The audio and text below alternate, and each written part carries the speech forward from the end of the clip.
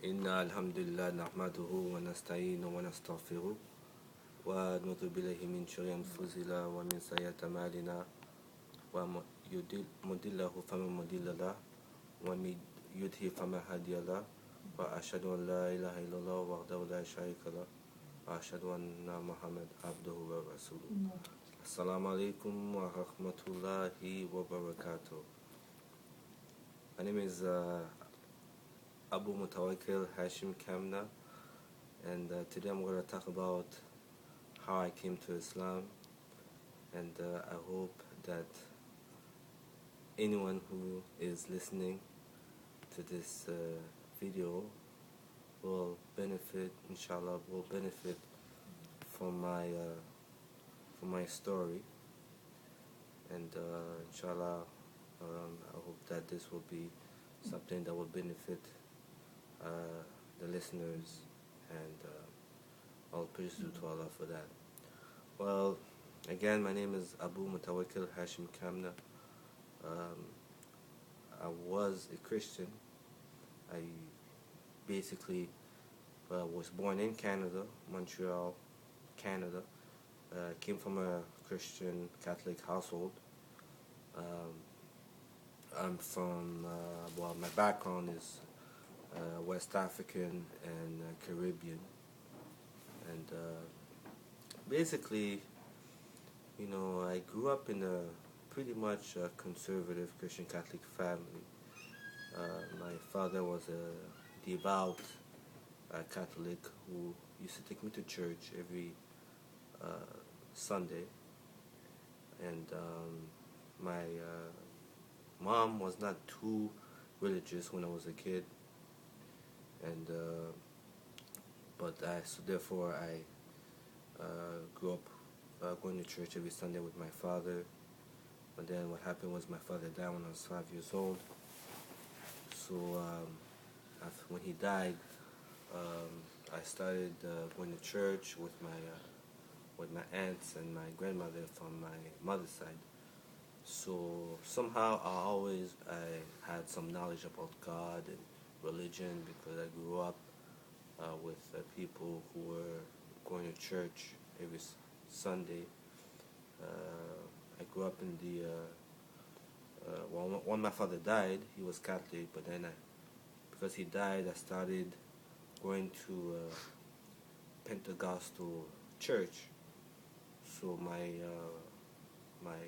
aunt used to take us all the time, and that was back when I was living in Montreal, right?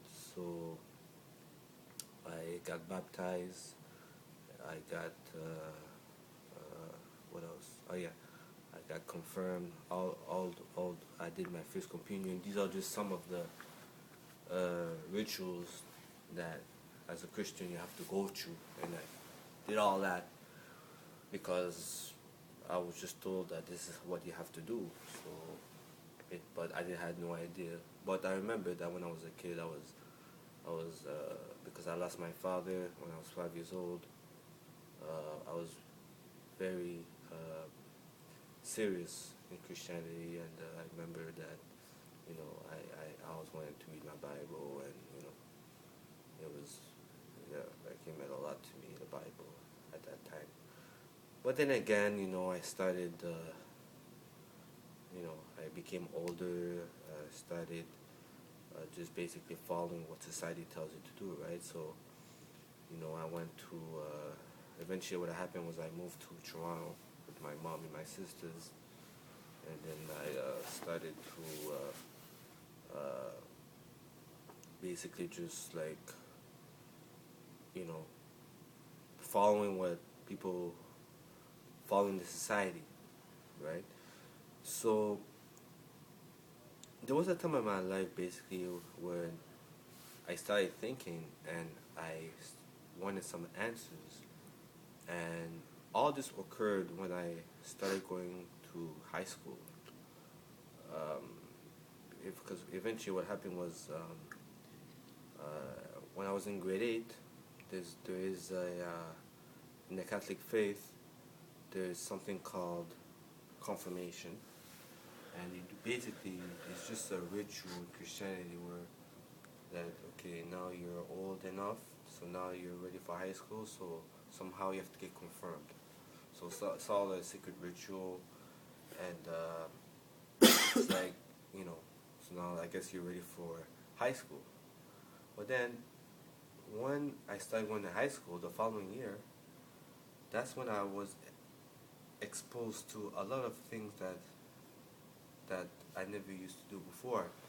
Uh, Going to grade 9, I was exposed to all the bad things that you can think of: sex, uh, drugs, uh, having bad friends, things like that. And I mean, that was kind of weird. And I used to see myself getting myself into a lot of problems. And I actually got kicked out from one high school to another. And you know, I used to just I just basically found myself following people, and I started adapting ideas that were not really my own, but basically it's what the society wants you to be. So eventually I started realizing that society wants you to be and act like someone.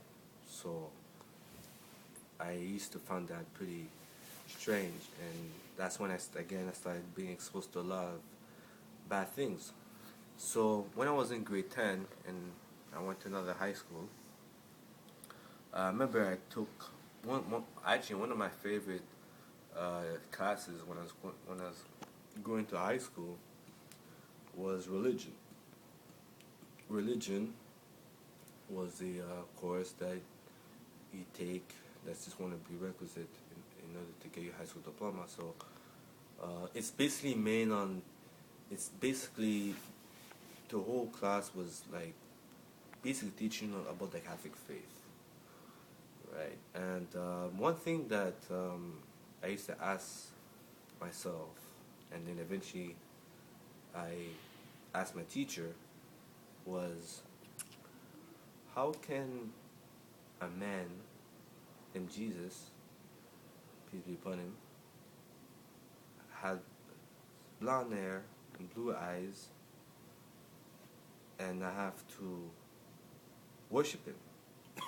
Well, when it came to worship, I didn't really get too much into details, but why do I have to believe in a man named Jesus, who's blonde and blue eyes, when I knew that the area where he was living, according to what the Bible says, the people were not blonde and blue eyes. So I used to ask. I remember I even wrote an essay to my teacher, and my teacher couldn't even answer that question. But that's when I started having doubts about Christianity, and plus something that I always knew, coming from the Caribbean background. My mom's from the Caribbean. Always knew that Christianity was given to West Africans who were enslaved from Africa, taken from Africa to the Caribbean. I knew that Christianity was given to them in a type of slavery. I always something I knew, so I always kept that in the back of my head, that this religion, Christianity, was given to the African slaves in a time of slavery, when the Europeans went to Africa, took the black people and brought them to the Caribbean. So I always knew that. So I had a lot of doubts about Christianity. I had a lot of doubt about like my upbringing as a Christian Catholic. So because of my confusion in terms of religion, it led me to live a life of disobedience, a life of sin, a life of lie, a life of just having or following no rules at all. Basically living a life of just following the desires. So basically, my religion at that time was just following my desires. That was my religion, because the fact that I was confused regarding the concept of God, it led me to live a life of just complete disobedience, right? Basically, my own desires became